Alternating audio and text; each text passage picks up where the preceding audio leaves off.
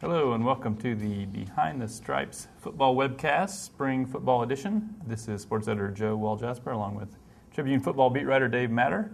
Dave, we're right smack in the middle of spring football. In the offseason, I think there was some talk of some tweakings or tinkerings with the offensive and defensive schemes. From what you've seen here for 2 weeks, what are your impressions? I think when you look at the defense, they're doing some things differently. Their coverages, and these are some subtle changes and ones that the coaches aren't really going to talk at great length about. But just watching, you can kind of figure out they're doing some things differently.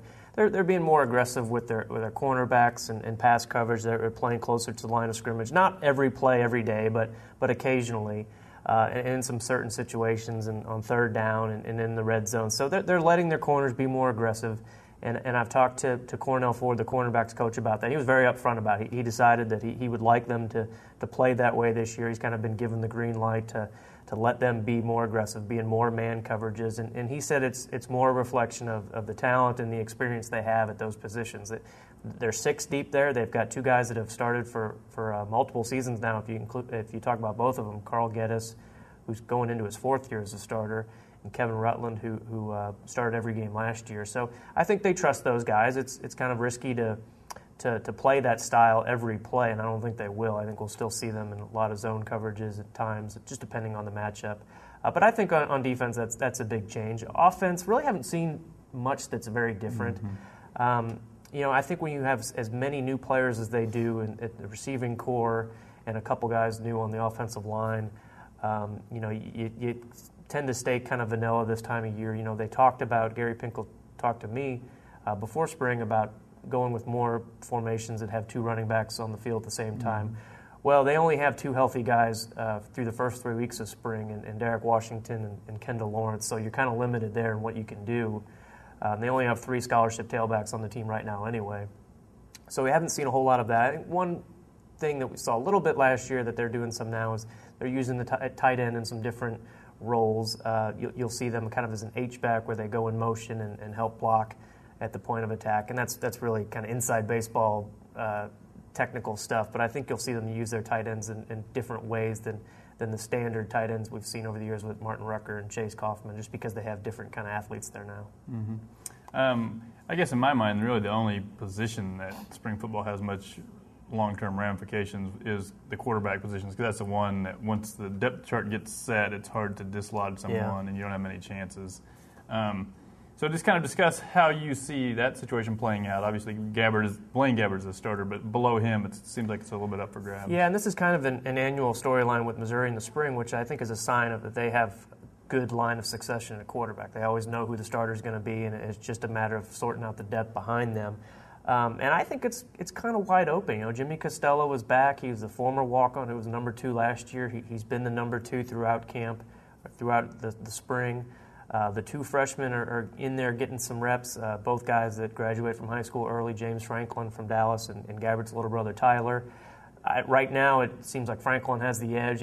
He's worked with the top 3 offenses in the practices, up to number 3 on the unofficial depth chart when you see him after practice. So I think he's got the edge, and I wouldn't be stunned if he's not fighting with Costello for the number 2 job here in August, just because Missouri has a history of playing a true freshman there and giving him some experience for down the road, which they did with Blaine Gabbert a few years ago. And then Ashton Glazer is another guy who looks better than he did a year ago, and it's natural to look better when you're playing with better players, when you move up and you play with scholarship players during scrimmages, and he's done that. So it's the best collection of quarterbacks that they've had at Missouri, Gary Pinkel has said. How it all sorts out, I think we're starting to see a little bit of movement there, and Franklin's one guy to really keep an eye on. I guess maybe the one guy who's kind of under the gun here, I would suppose, would be Glazer, because if he gets bypassed in spring ball by one of the true freshmen, then I think if he's a guy that wants to be a starting quarterback somewhere in his college career, would probably end up having to look to transfer, just because like I said, it's hard to make any progress on that depth chart, except for in scrimmages or games. And once you get locked into a spot behind someone younger than you, then it's sort of a lost cause. Yeah, and when they're continuing to recruit, top-notch quarterbacks down the road, like with the Corbin Burks, Stresser kid from the Kansas City area who's coming in the following year. So, yeah, he's the one guy that you would think might be, considering a move. And I asked him about it, and he said he hasn't considered transferring because he's a really competitive kid and wants to win that number 2 job. And he's looked better at times, but I think that the writing might be on the wall eventually if he's continued to still be back there with the 3s and 4s. Mm-hmm. And do you think they're comfortable still with Costello as the backup? Do you think they could go into that year and say that's all right with us, and then redshirt both the true freshmen? I think they could, but I really think they have to be mindful of the chance that Blaine Gabbert has a really good junior year and considers the 2011 NFL draft. I mean, there are quarterbacks who have done less than he's already done at Missouri who have gone to the NFL a year early.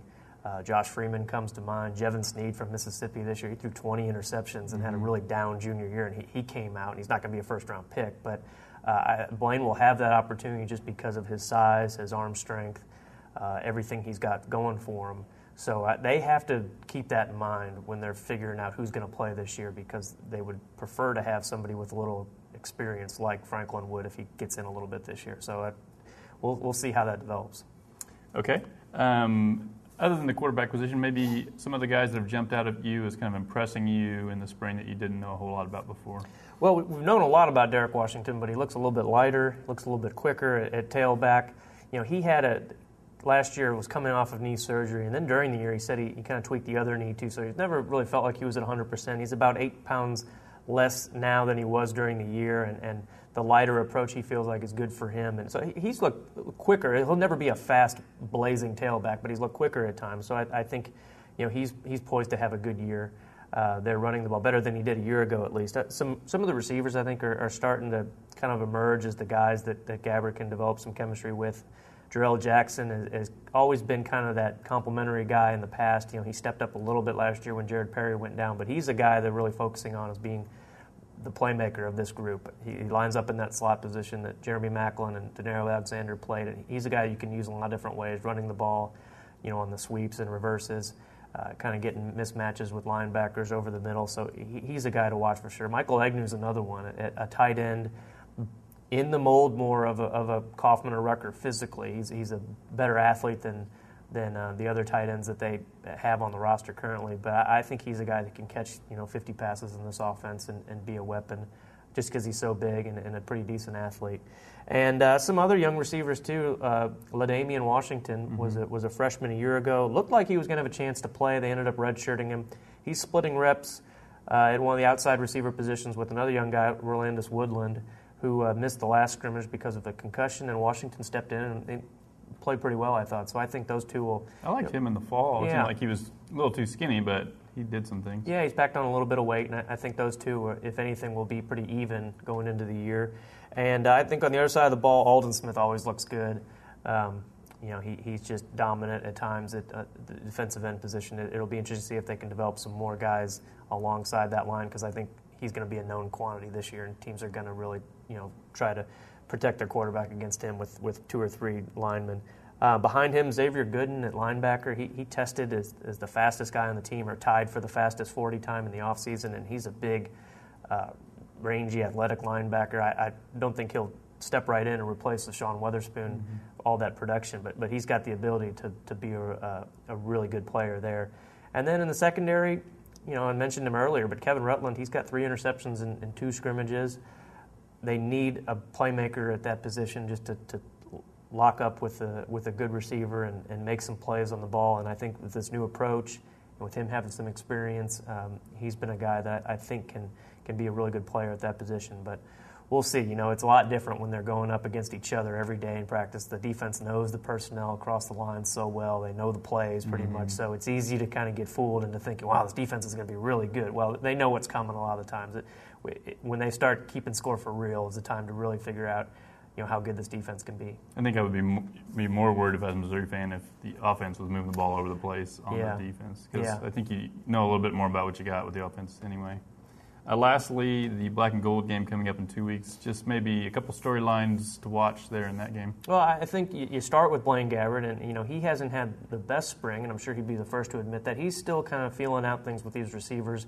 See how he develops some chemistry with those guys. If he can get some big plays going, that always seems to get the crowd excited when they can break open a big one, because they really haven't had many in practice, and a lot of that's been because the starters on offense have gone against the starters on defense more, by my count, than they have in years past. And I don't know if that's a real philosophical change on Finkel's part, or if it's just the fact that both sides need to be going against better competition in practice. So if the ones and ones lock up more, I think you'll be interesting to see if Gabbert can get some big plays going. And then that number 2 job, I'm interested to see what Franklin can do in a scrimmage setting where he's allowed to get hit a little bit. The second he gets tagged, the play's not whistled dead. I think in a scrimmage he'll get to run around a little bit more, see what he can do. And then just to see what this defense, if they go ahead and play a little bit more aggressively, see if they can come up with some big plays. That scrimmages and black and gold games, it's always all about the offense as far as the crowd watches. That's when they get excited. But I think these Missouri fans should get excited if they see the defense make some big plays, because that's what's been missing the last few years. And if they see some interceptions, some dynamic plays out of the secondary, that should be something to be excited about. So we'll see. All right. Well, thanks for tuning in. We will be back in 2 weeks to recap spring football.